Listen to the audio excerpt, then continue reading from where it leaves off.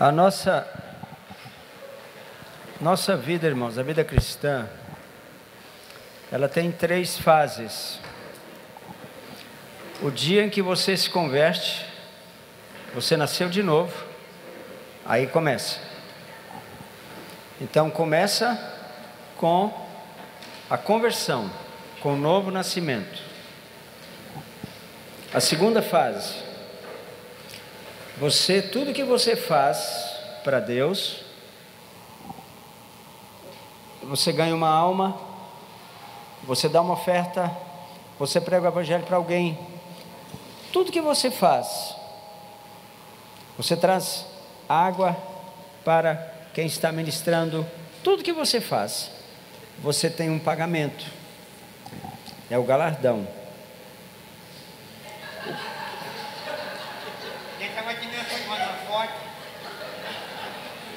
Por isso que ninguém estava prestando atenção em mim, eu não estava entendendo. Agora eu entendi. Então começa com a salvação, depois galardão. O galardão não é para você ser salvo, você já está salvo. Você já tem Jesus. Agora, você trabalha para Ele e você recebe um pagamento. A palavra é exatamente essa, um pagamento. Por exemplo, quando você ora, Ele paga. Quando você dá uma oferta, Ele paga. Quando você jejua, Ele paga. Tudo isso está lá em Mateus capítulo 6. É o galardão. No entanto, tem um nível mais alto ainda que você pode alcançar. É a herança. A Bíblia diz que alguns vão para o céu e não vão receber galardão. Vai haver uma prova, a Bíblia chama de tribunal de Cristo, e vamos ler isso porque é importante entendermos o pensamento sobre herança, porque sem avivamento não tem herança. Você não vai alcançar uma herança sem viver um avivamento na sua vida. Abra comigo para 1 Coríntios capítulo 3. É só uma rápida introdução para você entender algumas coisas que vamos colocar hoje. 1 Coríntios capítulo 3.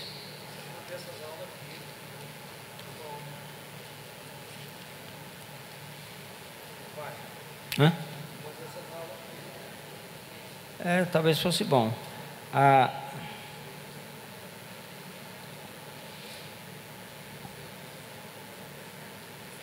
Veja o versículo 11.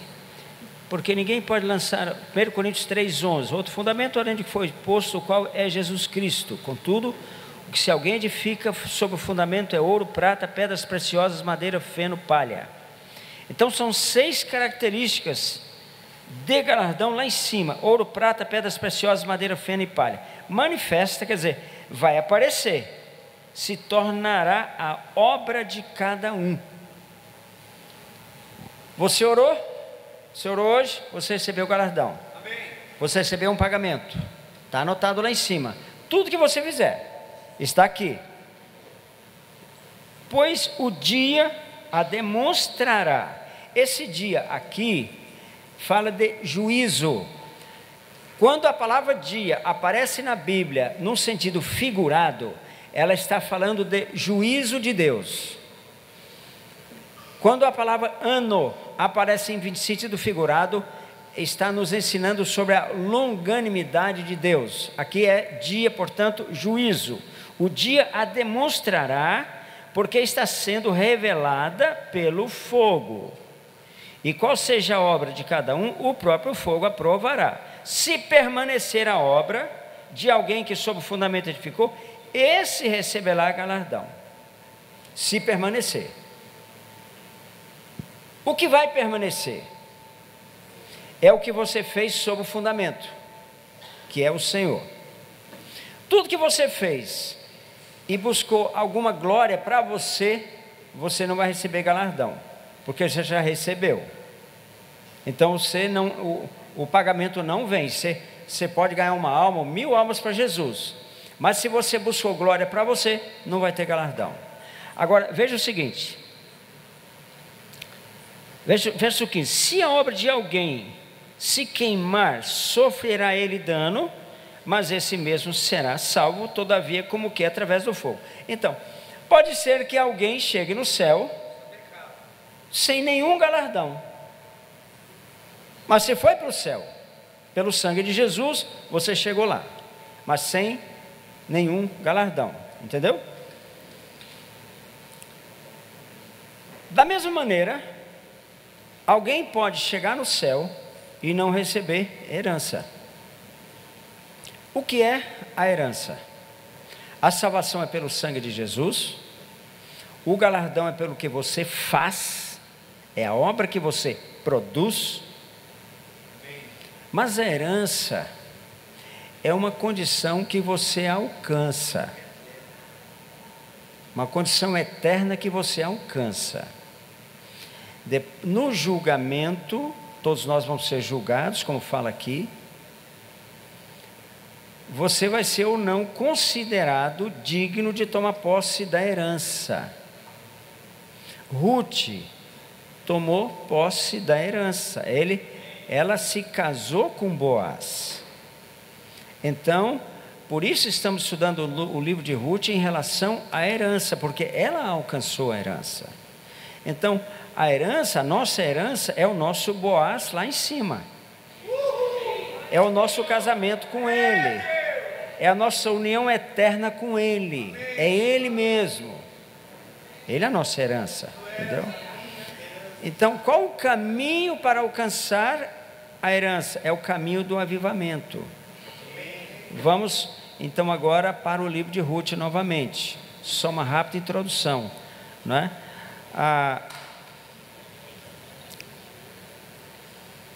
A primeira coisa, irmãos, que Ruth nos ensina é sobre humilhação.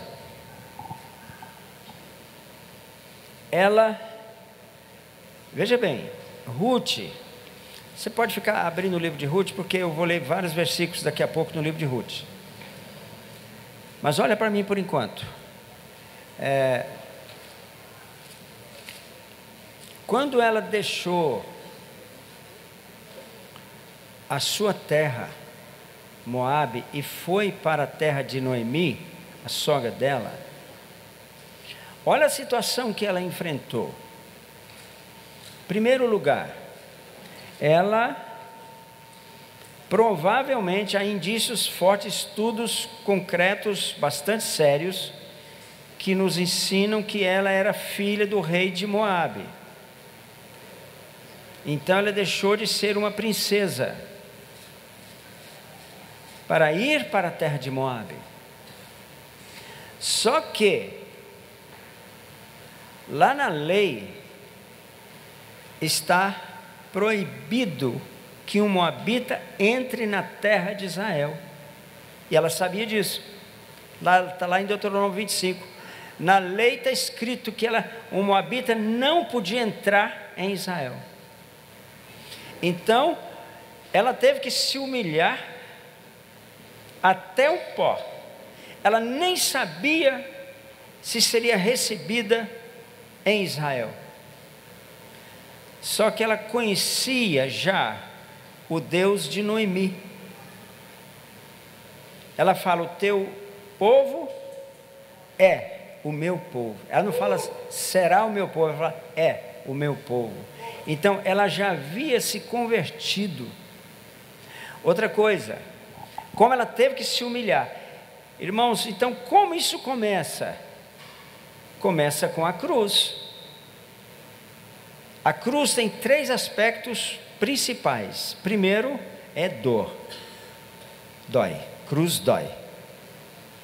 Se você começar a caminhar no processo da cruz, tenha certeza que vai doer. Dói. Segundo, A cruz traz humilhação. Humilhação. Jesus falou assim: aprendei de mim que sou manso e humilde de coração. A cruz, Jesus se humilhou. Ele desceu aqui. Em Filipenses 2, nos ensina como ele se humilhou. Ele se humilhou tanto que no dia que ele foi batizado, ele tirou a sandália e nunca mais calçou a sandália, porque ele se submeteu totalmente ao Império Romano, como servo, como escravo do Império Romano. E no Império Romano, o escravo não podia usar sandália. Então ele se humilhou. Ele se humilhou até a morte de cruz. Então, se você quiser alcançar um avivamento, você precisa saber que a cruz dói. Ruth passou por todo esse processo. Ela se humilhou, irmãos. Ela não sabia nem se entraria na terra. Uma moça jovem, ela devia ter na época 25 anos de idade. Ruth significa satisfação. Ruth significa rosada. Ruth devia ser uma moça muito bonita.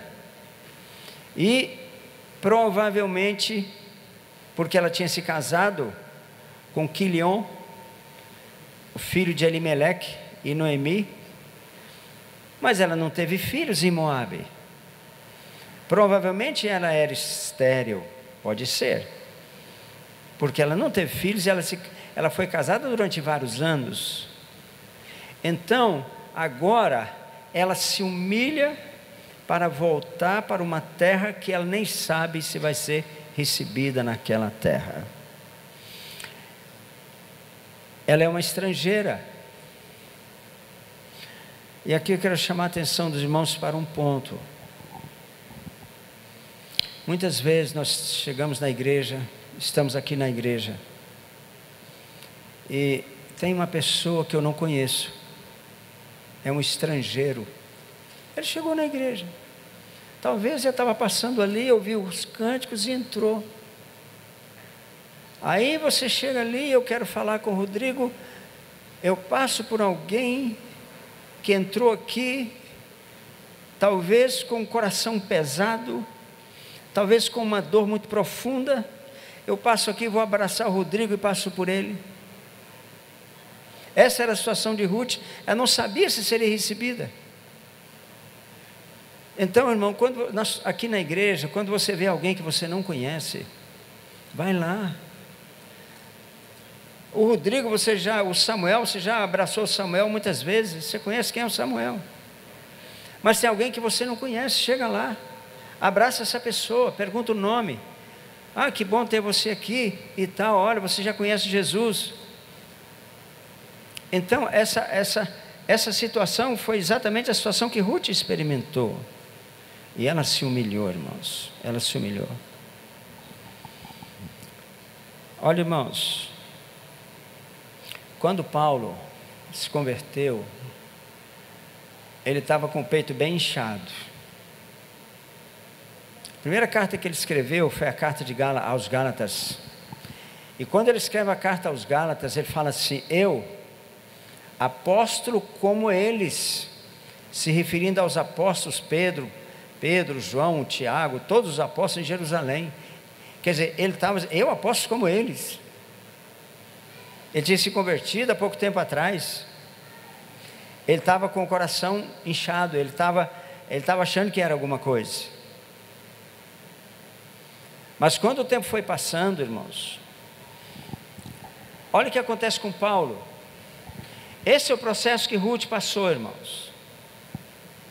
E ela passou por uma situação muito difícil. Quando Paulo começa o seu ministério, irmãos, ele fala assim: nem fui a Jerusalém aos que eram apóstolos antes de mim. Ele era grande, ele era importante. Eu não posso demorar aqui, porque nem chegamos no ponto que eu quero chegar no livro de Ruth, mas vamos chegar já já. Então, irmãos, o tempo passa, 14 anos depois, irmãos, sabe o que acontece?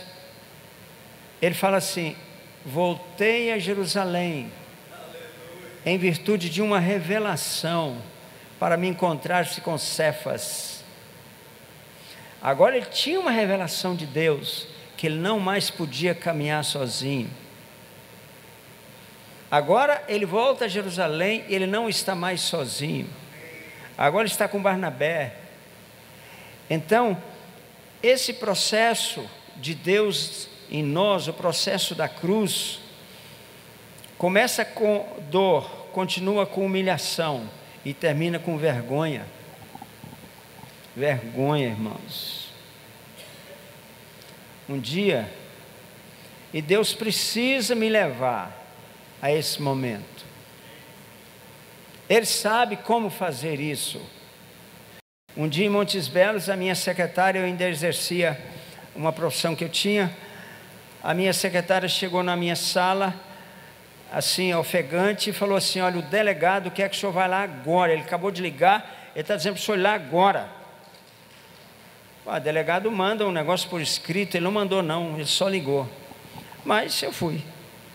Cheguei lá, ele abriu uma gaveta, pegou um processo e falou assim para mim: eu tenho provas.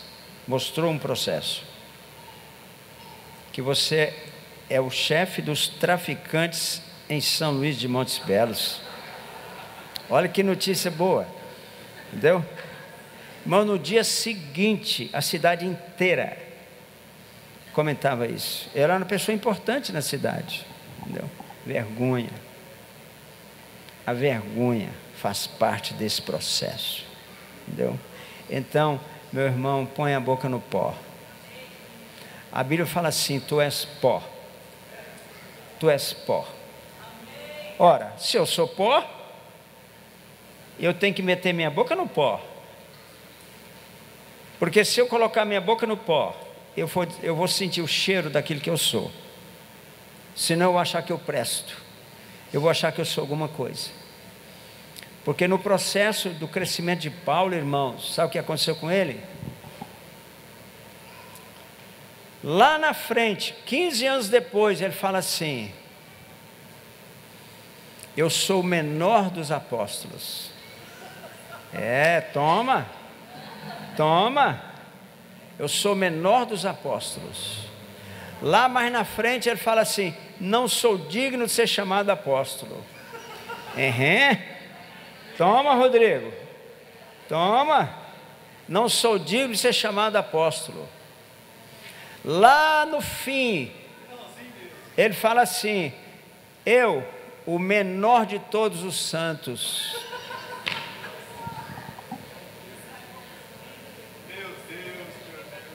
O menor de todos os santos.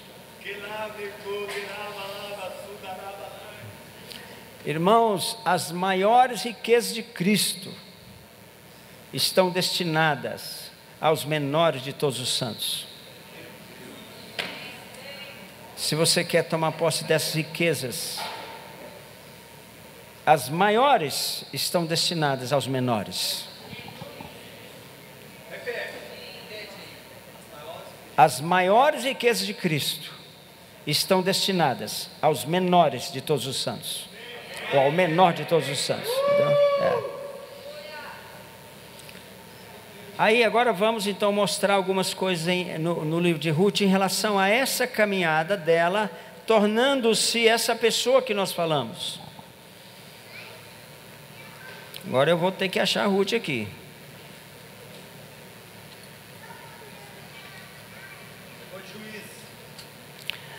Vamos lá. Exatamente.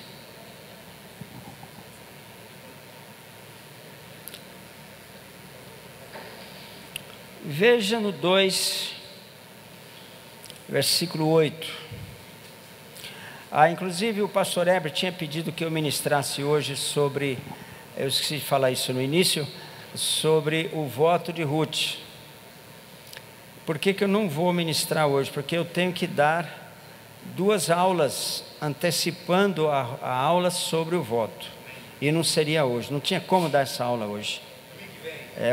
Domingo que vem eu não vou poder estar aqui. Mas é uma aula que eu vou dar sobre a escolha de Orfa.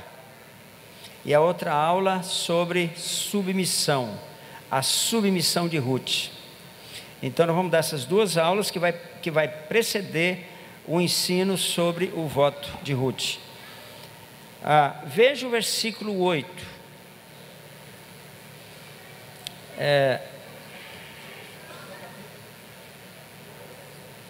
Disse Boaz a Ruth: ouve, filha minha,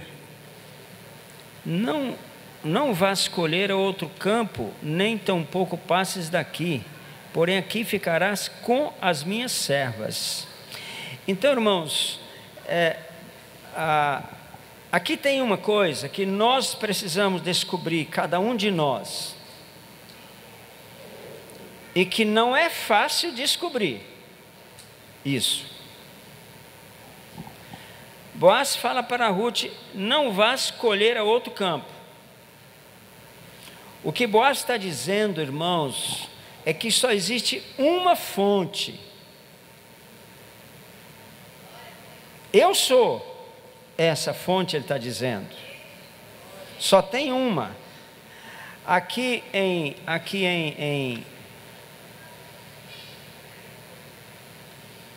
onde é que está? Salmos, está aí na frente. Salmo, me lembrei desse versículo agora. Salmo 87, versículo 7. Não precisava nem abrir, porque eu sei o versículo de cor, mas é bom que vocês acompanharem a leitura. Salmo 87. Olha o que está escrito: todos os cantores saltando de júbilo entoarão: todas as minhas fontes estão em ti. Ele está dizendo para Ruth: não vá rebuscar em outros campos, não busque outros recursos, não busque outras soluções para o seu problema. Eu sou suficiente para você. Eu me lembro, irmãos, um dia, o David Keelan contando uma experiência que ele teve aqui em Goiânia, aqui na igreja do apóstolo Sinomar.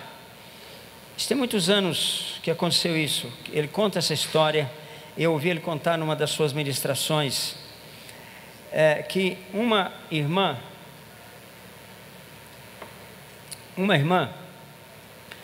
foi ao culto, e só que ela estava na fase final de leucemia, e ela morreria em pouco tempo, talvez 1 mês, ou menos, ou 2 meses. Ela estava na fase final e ela sabia disso.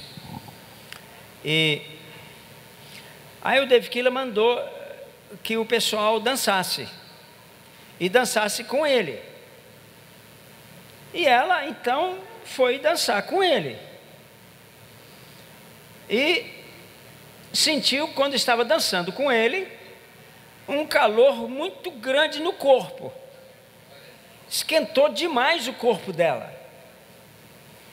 Tudo bem, ela foi embora. No outro dia ela tinha que fazer exames para fazer tratamento com papa de hemácia, que é um tratamento específico para esse tipo de doença. E quando fez o exame, que ela voltou à tarde para ver o resultado, o médico falou: está errado, trocaram a amostra, amanhã você faz outro, com todo cuidado para não trocar a amostra. No dia seguinte, deu a mesma coisa.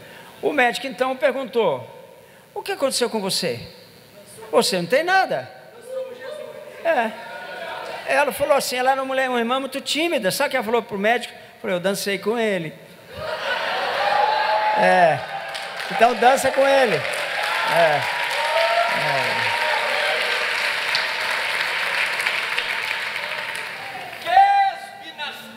Irmãos, ele é suficiente, entendeu? Ele é suficiente. Veja aqui o versículo 14 agora, em Ruth mesmo. Ruth 2:14. Não, antes de Ruth 2:14, um momentinho, eu vou voltar um pouquinho.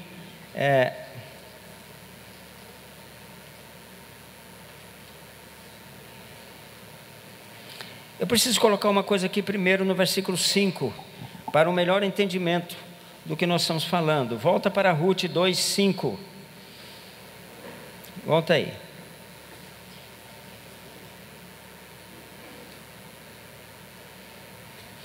Olha, quando ele chega lá na lavoura, presta atenção, tem muita gente colhendo, talvez milhares de pessoas colhendo na lavoura. Ela é uma daquelas que está colhendo. E muitas pessoas você tem os colhedores que são que estão rebuscando, não colhendo, rebuscando. Aquela sobra que cai, um cacho aqui, outro ali. As pessoas que estavam colhendo estavam na frente e uma multidão estava ali rebuscando. Aquela moça impressionou ele. Por que aquela moça impressionou ele? O que chamou a atenção, entendeu? O que Boaz viu naquela moça? Primeiro, ela é diferente. Ela não é da mesma raça, ela é gentia. Então, o aspecto dela é diferente mesmo. Todos que estavam ali eram judeus pobres, viúvas, colhendo, mas ela é diferente. Ele pergunta: quem é essa moça? E por que ele fez essa observação, irmãos? Ele está observando cada um aqui. O que vai chamar a atenção de você para ele?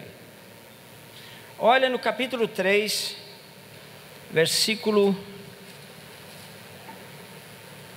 11.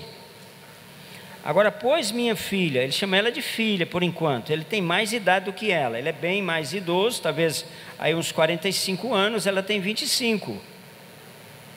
Não tenhas receio, tudo quanto disseste, eu te farei, pois toda a cidade do meu povo sabe que és mulher virtuosa. Aqui está a chave. O que chamou a atenção foi a sua raça, porque ela era gentia, e ele foi tomar informações e soube que era uma mulher virtuosa. O que aconteceu com Ruth, irmãos? Era uma mulher de caráter. Escute aqui, irmãos. No momento mais difícil, olha o que a sogra dela fala. No verso 1, capítulo 1, verso 20. Porém ela lhes dizia: não me chameis Noemi, chamai-me Mara. Mara significa amargura, significa dor. Escute aqui, irmãos. No momento mais difícil da sogra dela, ela falou: eu vou com você. Eu vou. Ela ficou do lado. Ela se humilhou. E ela falou assim, Noemi, eu fico com você. Olha, onde pousares, pousarei. Onde morreres, morrerei. O teu povo é meu povo. Então, irmãos, porque há momentos, eu me lembro quando, em 92, eu era pastor em Montes Belos, a igreja teve uma divisão. Foi uma dor muito grande que todos nós sofremos. E eu pensava, naquela época, domingo à noite, tinha mais de 400 pessoas no culto. Um salão ficava lotado, estava lindo, tudo muito bonito. E eu pensava que estava todo mundo comigo. Estava não. Estava não. Um grupo se levantou contra mim. Irmãos, naquele momento da maior dor,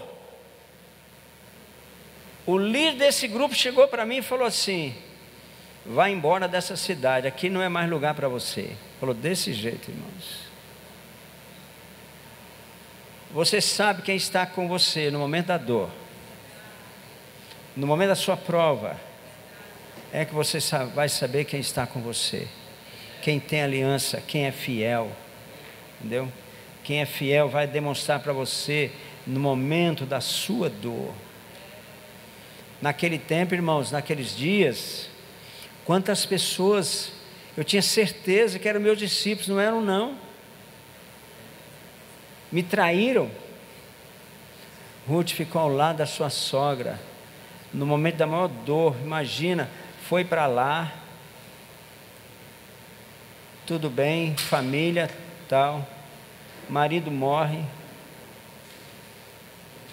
os filhos casam, mas alguns anos depois ambos morrem. Ela agora não tem mais nada, ela perdeu a sua herança. Ela só readquiriu a herança, irmãos, porque Boaz comprou Ruth. Aí ela readquiriu a herança mais tarde, porque Boaz comprou Ruth. E para comprar, tinha que comprar a herança, tinha que resgatar a herança perdida. Então, irmãos, veja a situação dessa mulher. Quando Ruth volta, as duas eram viúvas, irmãos. Você não sabe a condição de uma viúva no Oriente. Nós sabemos. Nós estamos lá numa cidade chamada Vrindavan, na Índia, começando um trabalho de resgate das viúvas. Mas, meu Deus, sabe, a viúva na Índia é totalmente desprezada. Elas ganham, as viúvas lá, elas ganham cerca de 20 centavos de dólar por dia para comer um prato de sopa ou um prato de farelo, para cantar um mantra durante 6 horas por dia, por 20 dólares. Essa é a condição da viúva no Oriente, condição terrível. E Ruth, além de viúva, era estrangeira, e agora eram 2 viúvas, pobres, não tinham nada. E Ruth na sua terra tinha tudo. Então por que ela foi? Por causa do caráter dessa moça. Ela olhou para a sogra dela e falou: eu vou te deixar nesse momento? Não vou não, eu vou com você. Ela ainda fala: para a vida ou para a morte eu vou com você. Por isso, irmãos, quando Boaz chega, ele pergunta: de quem é essa moça? Espera lá, ela é diferente. Ele viu alguma coisa nela. Para alcançar a sua herança, você precisa possuir o caráter de Jesus. Jesus, homem. O caráter de Jesus tem 7 colunas. A principal é santidade. A segunda, verdade.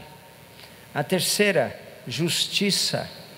A quarta, bondade. A quinta, fidelidade. A sexta, servidão, serviço. E a última, integridade. Aqui você precisa possuir o caráter de Jesus. Olha, irmãos, assim, lá no Salmo 101, está escrito assim, o Senhor fala assim: eu procuro os fiéis da terra para que habitem comigo. Salmo 101, 6. Eu procuro os fiéis da terra para que habitem comigo. Fidelidade. Ruth mostrou fidelidade absoluta quando a sua sogra passava por uma situação dificílima. fidelidade. Você falou que vai, pois então vá. Ou então não fale. Você não tem que falar, mas você falou, pois então cumpra o que você falou. Você é escravo das palavras que você falou. E você é senhor das palavras que você não pronunciou. Então você não tem que falar. Mas se você falar, cumpra. Deus procura os fiéis da terra para que habitem com Ele. Então essa perfeição, irmão, se você quiser alcançar a herança que é Ele, quando eu falo alcançar Ele, é morar com Ele, na mesma casa, contemplar o rosto dEle todo dia, conversar com Ele, ter acesso a Ele todo dia. Mas vamos voltar para Ruth aqui um pouquinho.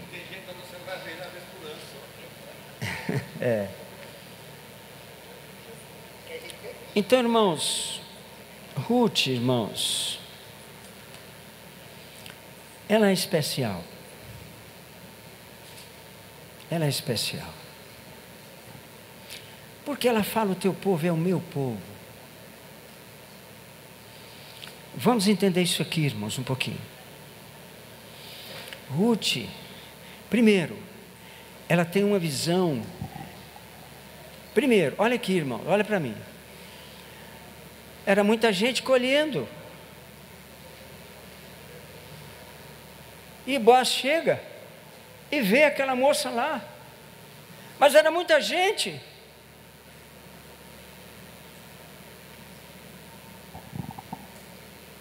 Ruth, lá dentro dela, tinha algo que dizia: tem mais, tem mais, tem mais, tem mais, eu quero mais. Lá dentro, eu quero mais. Ela jamais esperava a visita de Boaz. Esperava não. Logo na frente, aqui ela fala assim, ó. Olha o que ela fala. Como é que, verso 10, como é que me favoreces e fazes caso de mim, sendo eu estrangeira? Ela não esperava. Ela não sabia que Boaz ia vê-la daquele jeito, ia chamar a atenção, que ela estaria chamando a atenção de Boaz. Ela fica totalmente surpresa. Um dia,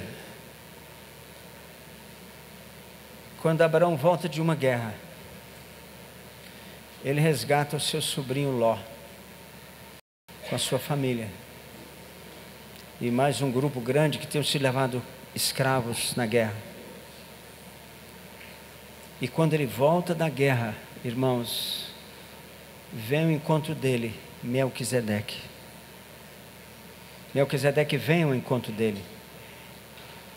Ele não sabia que Melquisedeque viria ao encontro dele. E por que Melquisedeque vem ao encontro dele? Era necessário.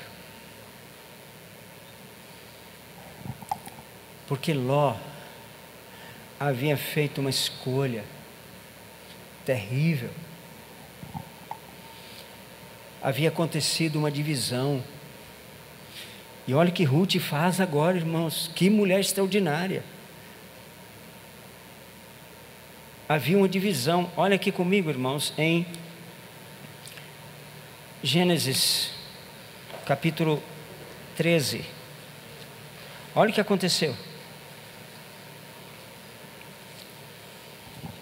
Vamos entender isso aqui. Gênesis 13, para você entender por que Boaz a chamou. De quem é essa moça? Olha o que está acontecendo.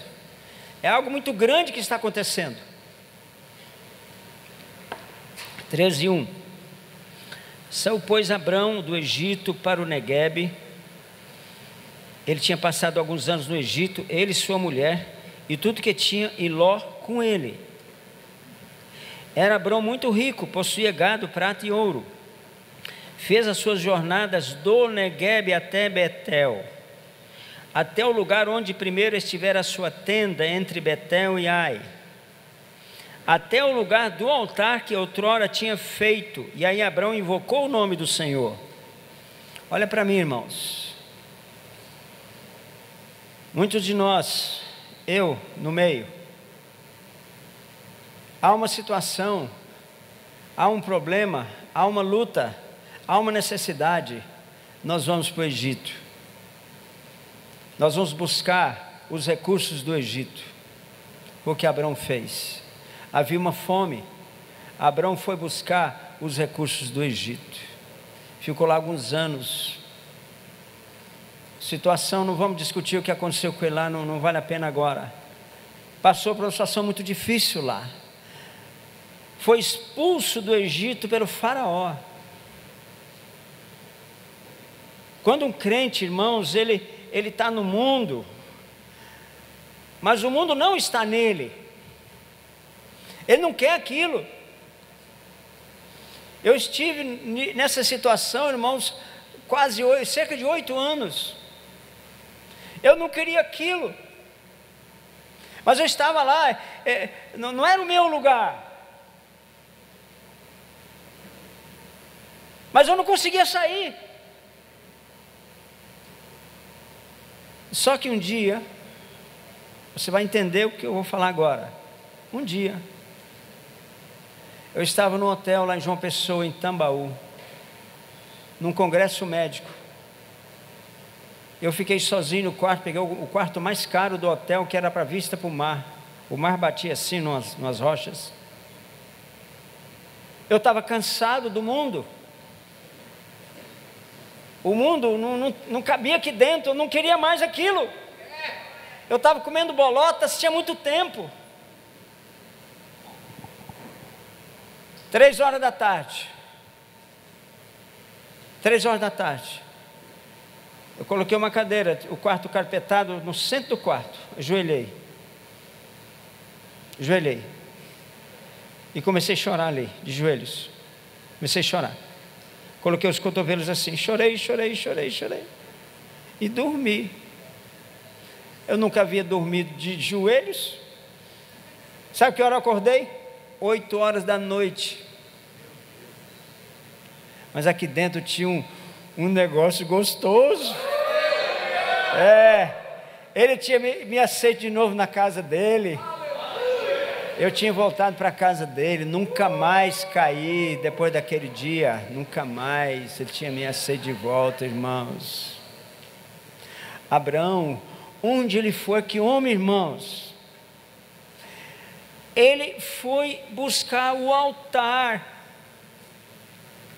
que ele havia feito. E ele foi reconstruir o altar que ele havia feito. A primeira coisa que ele fez foi reconstruir o altar dele que ele tinha feito. Ele voltou lá, porque naquele altar, Deus não tinha falado com ele. No altar de Betel e Ai, Deus não tinha falado com ele nenhuma vez. Por quê? Porque o coração dele estava dividido. Ele queria Betel, casa de Deus. Mas sua vista o altar estava voltado para Ai, montão de ruínas. Muitas vezes nós queremos, mas o coração está dividido. Nós queremos o Egito também. Nós queremos os recursos do Egito. Não, Egito não é para nós não. Egito não é para nós não, entendeu? Nós não precisamos dos recursos do Egito. O Senhor diz que nós fomos feitos para sermos cabeça e não cauda. Nós não precisamos dos recursos do Egito, mas agora ele volta para o altar que ele tinha feito. Olha o coração desse homem, irmãos. Vamos continuar a leitura aqui, para agora chegar no ponto que é mais importante. Ló, verso 5. Quem ia com Abrão também tinha rebanhos, gados e tendas, porque ele foi com ele, era sobrinho de Abrão, para o Egito. E a terra não podia sustentá-los para que habitassem juntos, porque eram muitos os seus bens, de sorte que não podiam habitar um na companhia do outro. Houve contenda entre os pastores do gado de Abrão e de Ló. Ló, nesse tempo, os cananeus e ferezeus estavam. Verso 8, disse Abrão a Ló: não haja contenda entre mim e ti, entre os meus pastores e os teus pastores, porque somos parentes chegados. Acaso não está diante de ti toda a terra? Peço que te apartes de mim. Se fores para a esquerda, irei para a direita. Se fores para a direita, irei para a esquerda. Levantou Ló os olhos e viu toda a campina do Jordão, e que era toda bem regada. Olha para mim, irmãos.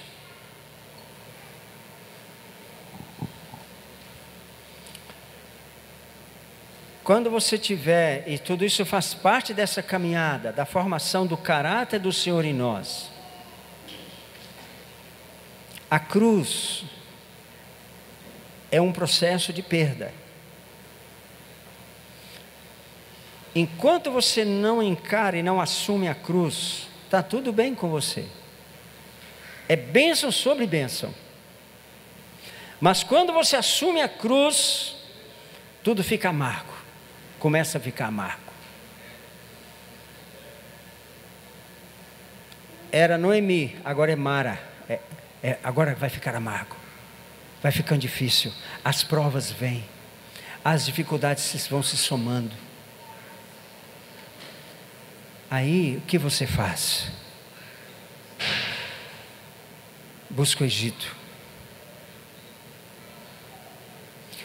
Irmãos, quando Abraão falou assim, ó, escolha para onde você quer ir.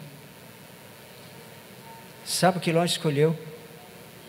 Ló escolheu as terras das campinas do Jordão. As melhores terras de Israel ficavam ali. Então Abraão abriu mão do que era dele. Ele abriu mão do melhor que ele tinha. Aquele que não renuncia tudo quanto tem 3 minutos ainda, não pode ser meu discípulo.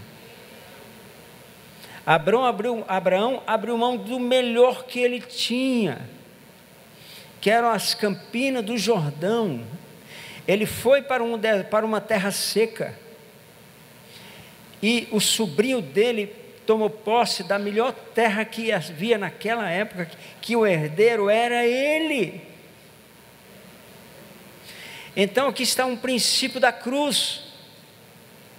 Você abrir mão do melhor que você tem, mesmo porque não é seu.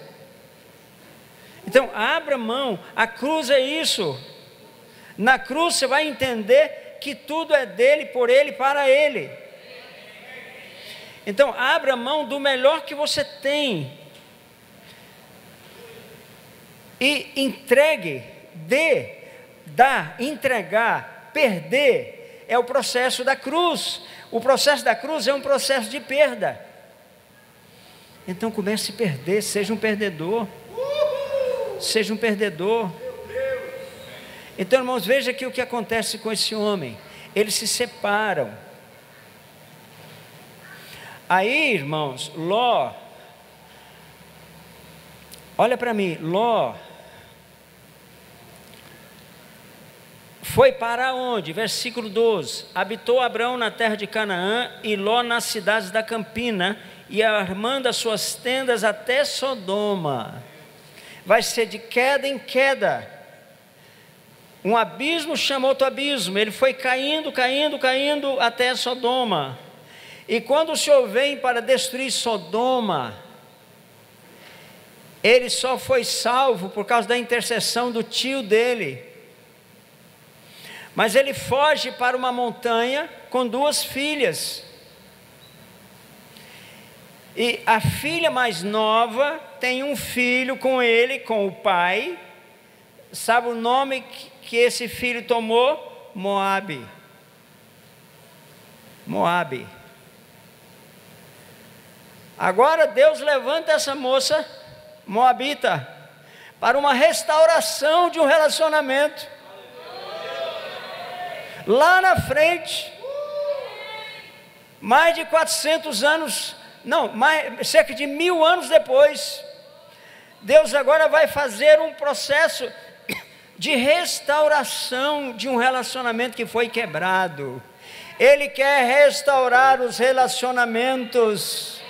Deus é assim, é da natureza de Deus, da caráter de Deus, restaurar os relacionamentos entre os pastores.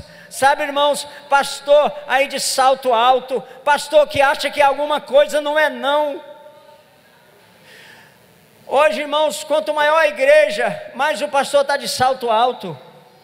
Mas o meu Senhor veio aqui, andou, foi descalço, não foi de salto alto não.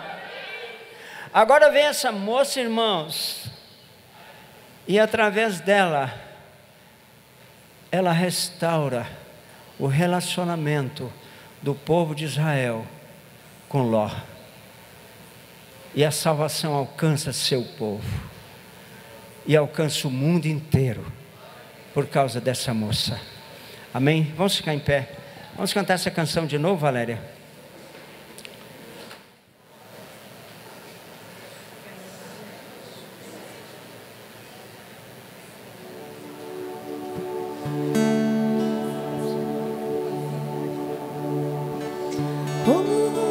Aos pés de Boaz, uma noite inteira, quero ficar aos teus pés. Rude aos pés de Boaz, uma noite inteira, quero ficar aos teus pés.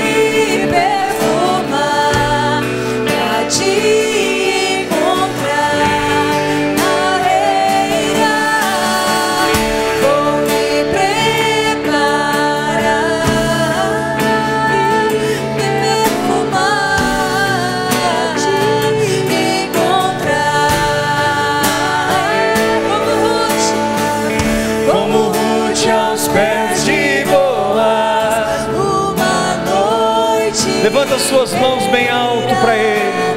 Quero ficar aos teus pés, como Rude aos pés de Boaz, a noite inteira. Quero ficar, vou me preparar, me perfumar pra te encontrar na